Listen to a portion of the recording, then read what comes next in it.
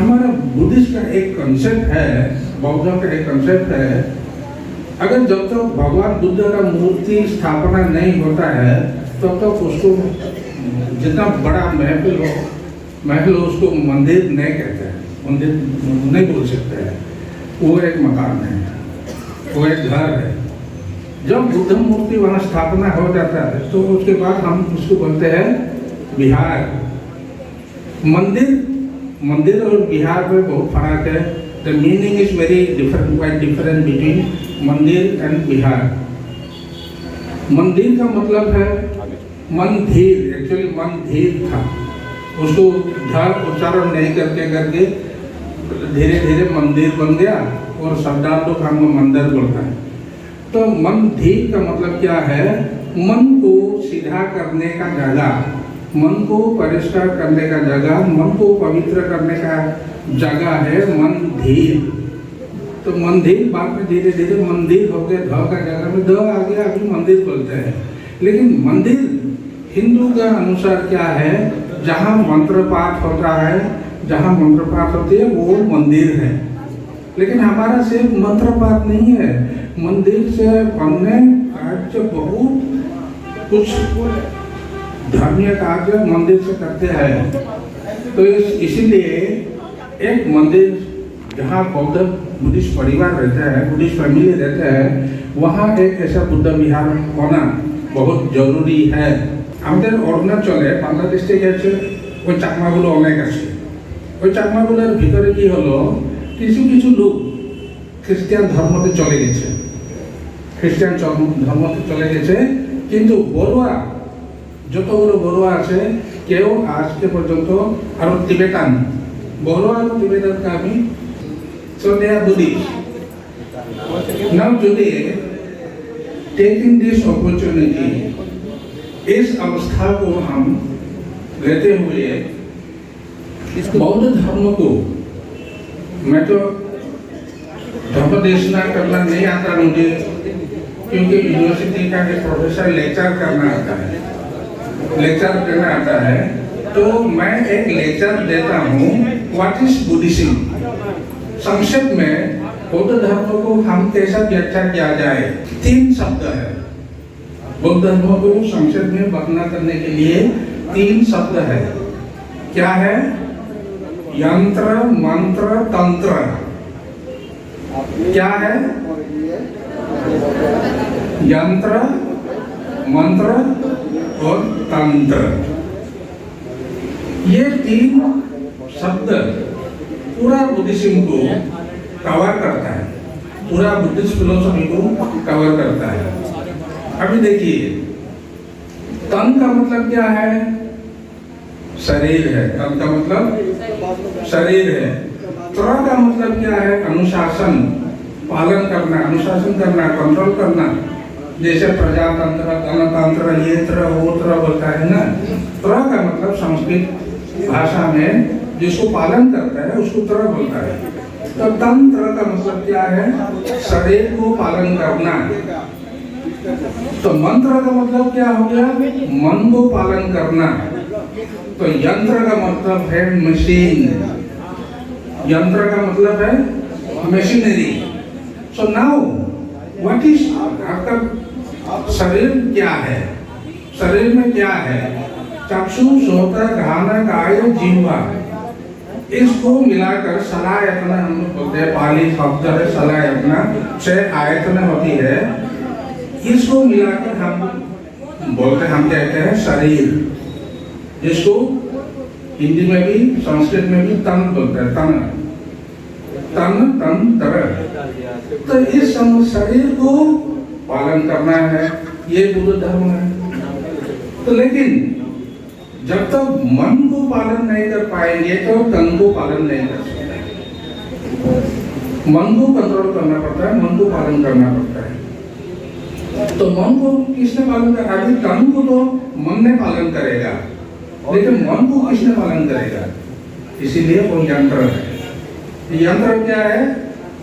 पंचशील है, अष्टशील है, दशशील है, विपस्सना मेडिटेशन है। इसको हम मशीनरी बोलते हैं। मन को पालन करने का मशीनरी ये होती है। सबसे बड़ा यंत्र है विपश्यना, मतलब मेडिटेशन। क्योंकि Buddhism is concisely when you speak Buddhism is दानशील भावना होते हैं ना, दानशील।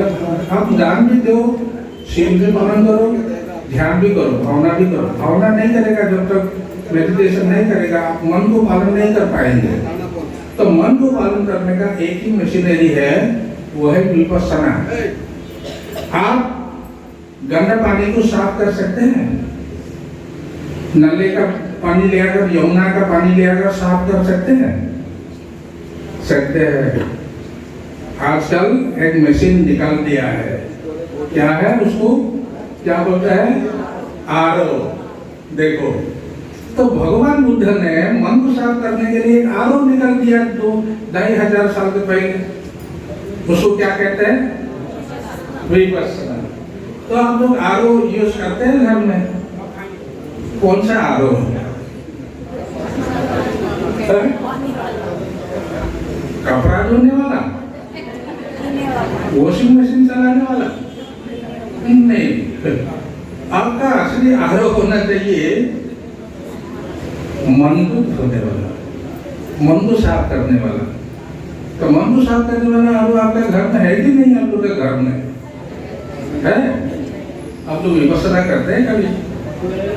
आजकल तो विपश्यना एक व्यापार हो गया, बिजनेस है। विपश्यना क्लास क्या बोलते हैं, 10 दिन का विपश्यना, 500-500 रुपया जमा करो, दो। विपश्यना खुद कर सकते हैं, but you have to know the technique. आप टेक्निक को सीख लो। तो मेडिटेशन कितने टाइप का है देखिए, आनापानसति है, मैत्री भावना है, कर्मस्थान भावना है, विदर्शना भावना है। तो मेडिटेशन बहुत टाइप है। मशीन की आरओ मशीन, कितना आरओ मशीन भगवान बुद्ध ने बनाकर रख दिया, हम इस्तेमाल नहीं करते हैं। तो जब तक हम वो मशीनरी को इस्तेमाल नहीं करते हैं तो हमारा मन कभी साफ नहीं होता। जब तक मन साफ नहीं होता है तो हमारा तन भी साफ नहीं होती है। इसलिए बीमार, आजार, रोग, यहाँ दर्द, वहाँ दर्द, ये दर्द, वो दर्द बढ़ते जाता है। आप अगर मन को पालन कर लेते हैं, मन को स्थिर कर रखते हैं, तो कोरोना भी, कोविड भी आपको कुछ नहीं कर सकते। देखिए बुद्धिस्ट देश कितना है, बुद्धिस्ट देश में कोरोना के समय में देखिए म्यांमार, थाईलैंड, कितना लोग मर चुके हैं, क्योंकि इन लोग का मन बहुत ताकत है। जापान, कोरिया, वियतनाम, सब जगह मेडिटेशन इज कंपल्सरी। तो अभी यूनाइटेड स्टेट्स ऑफ अमेरिका में जो इन लोग का आर्मी हेडक्वार्टर है, वो every army, US army has to take meditation course, Vipassana course उन लोग को दिए जाते हैं। पहले हम जो किया था, दिल्ली में था, तो ये यूपी में भी ये प्रथा चल रहा था। अभी तो मालूम नहीं चलता है कि नहीं चलता है, क्योंकि हम लोग बहुत दूर हैं। तो इसलिए बुद्धिज्म को संक्षेप में अगर कोई पूछते हैं what is Buddhism, what the Buddha is thought, तो बिलीव इज यंत्र मंत्र तंत्र। मन को कंट्रोल करो, तन को, शरीर को कंट्रोल होता है। मन को जब तक आप कंट्रोल नहीं कर सकते, आप तन को, बॉडी को कंट्रोल नहीं करते। तो ये बॉडी, तन, what is body? Body is चाकू, चौथा, गाना, गाय, जीवन मैंने वाला सलायतन है, मन का साथ 6 सेंसेस है। तो आप चक्कू, आँख को कंट्रोल करना पड़ता है। बुद्ध ने कहा दिखे दिखा मत तनो, सुते सुत मत तनो। जो देखा है आप, आँख का काम क्या है? परखना है। परखने से क्या होता है? दिखाई देते हैं। दिखाई देने का बाद क्या होता है? उसके साथ साथ अगर आपको अच्छा लगता है तो लूप उसके साथ चले जाता है। तो जीवा को भी कंट्रोल करना पड़ता है। जीवा, आजकल तो दिल्ली में 5 स्टार होटल है, आप घर में ढाबा में जाकर सूखा रोटी नहीं खाएगा ना, आपका पास पैसा है तो। क्योंकि एक बार आपने 5 स्टार होटल में जाकर बहुत बढ़िया अच्छा खाना खा लिया तो आपका जीभ बोलता है दोबारा चले।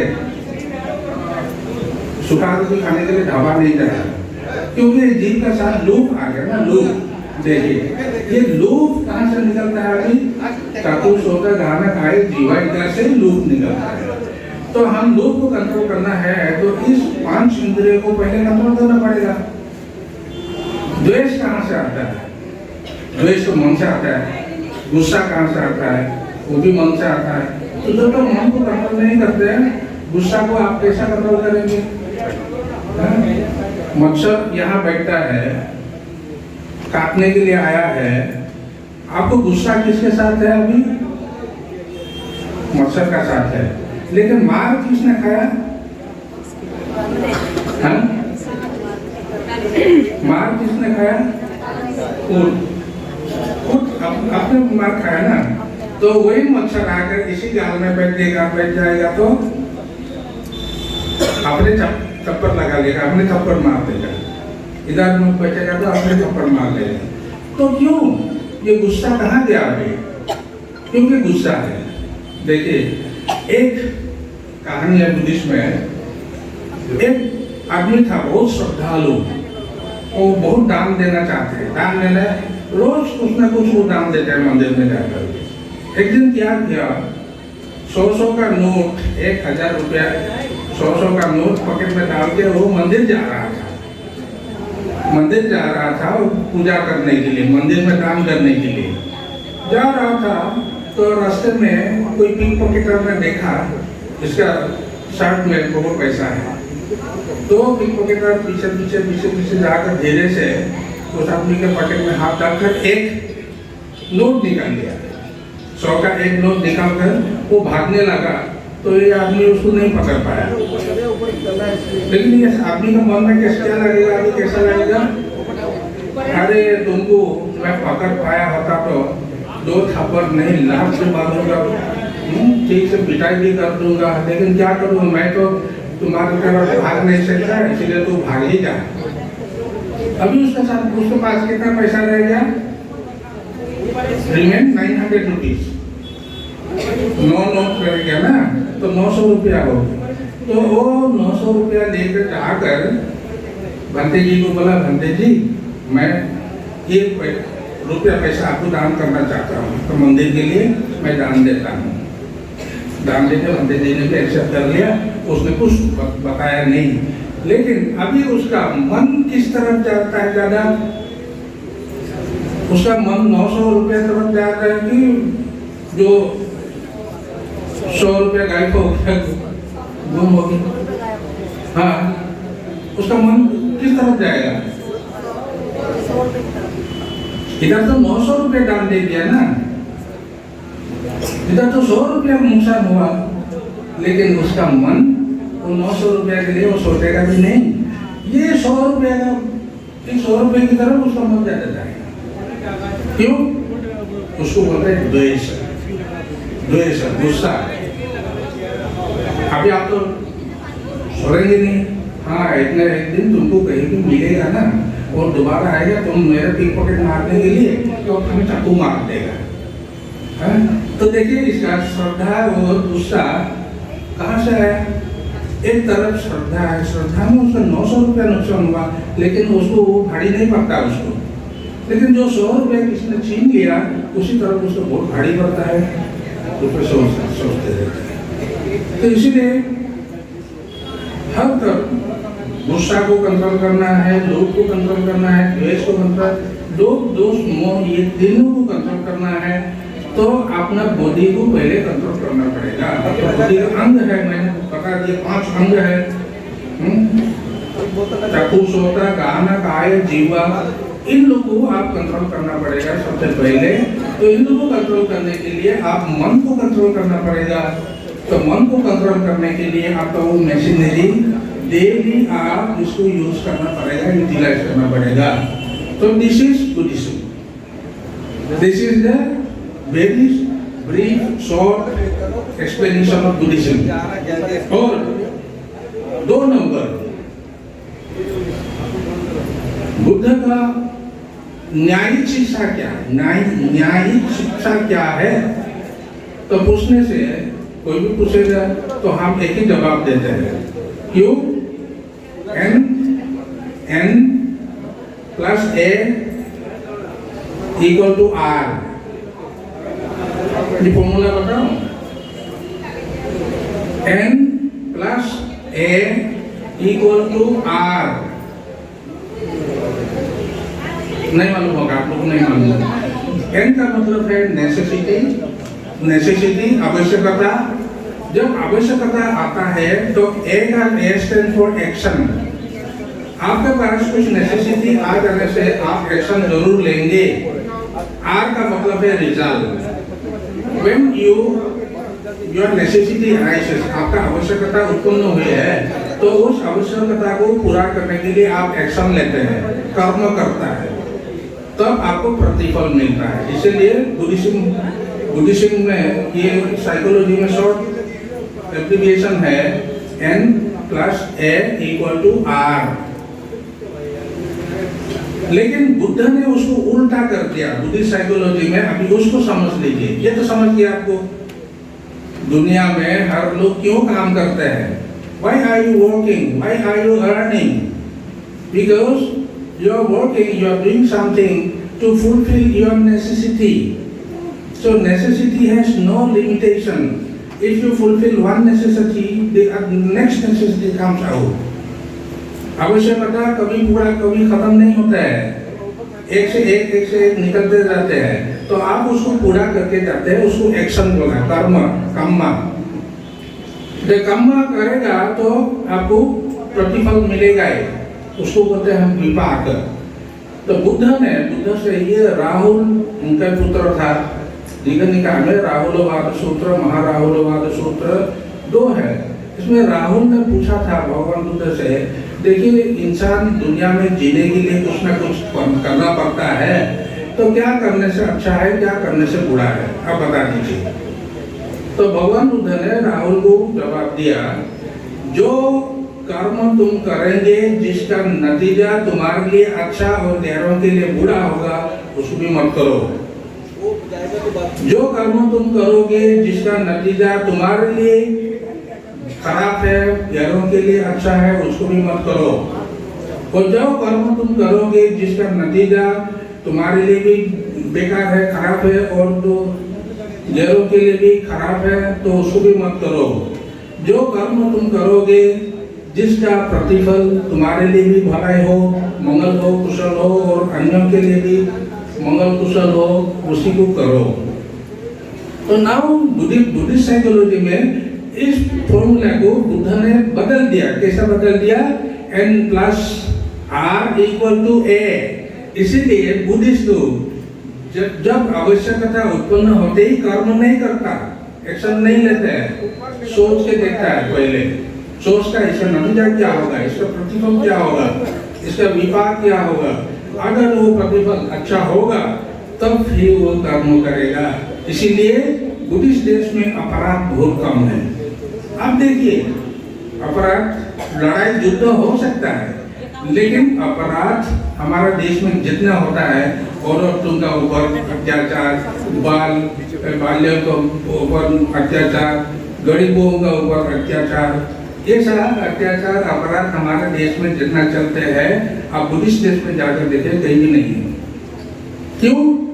क्योंकि बुद्धिस्ट लोग नतीजा को देखते हैं, प्रतिफल को देखते हैं। ये काम हम करेंगे तो इसका प्रतिफल क्या होगा, इसका नतीजा क्या होगा, हमको भुगतना पड़ेगा, ये पहले सोचता है। तो इसीलिए आप लोग भी बुद्धिज्म को अच्छी तरह जानिए। बुद्धिज्म इज नॉट प्रेयर से कुछ मिलेगा नहीं, प्रेयर से एक प्रैक्टिकल आंसर है। आप जब तक बुद्ध धर्म कर्म नहीं करोगे, धर्म ही कर्म है और कर्म ही धर्म है। इन बुद्धिज्म आपको कर्म करना ही पड़ेगा। लेकिन सत्वपावस्य अकरणं कुशलस्य उपसंपदा, इसको हमेशा याद रखिए। जितना भी पाप का कर्म होता है, सत्वपावस्य अकरणं, पाप कर्म कुछ भी मत करो। कुशलस्य उपसंपदा, जो कुशल कर्म है उसको करो। सचित्त पर्यवलोकन, पहले हमने बोला था, आपका आरो को इस्तेमाल करो, विपස්සना आरो इस्तेमाल करो। सचित्त पर्यवलोकन, चित्त को साफ सुथरा रखो। एतम बुद्धानुशासनं, ये है भगवान बुद्ध का अनुशासन। सिर्फ गौतम बुद्ध का नहीं, एक बुद्धान शासन बोलते। बुद्धान का मतलब प्लूरल है, प्लूरल है। बुद्ध बुद्धों का ये बुद्धों का नहीं बोला ना, बुद्धानाम बोला है। तो कितना बुद्ध निकल गया हमारा अभी? अरे आप लोग बताइए ना भाई,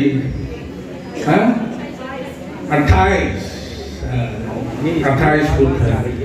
तो 28 बुद्ध का शिक्षा ये एक गाथा में आते हैं। सर्व पाप साकरणम कुशल संपदा सचित्त परियोजनम एतम बुद्धाम शास्त्रम। कुछ भी पाप काम मत करो, पुण्य काम जो है उसको करने के लिए कोशिश करो, जोर लगाओ उसमें, अपने मन को साफ रखो। यही सारे बुद्धों का शिक्षा है।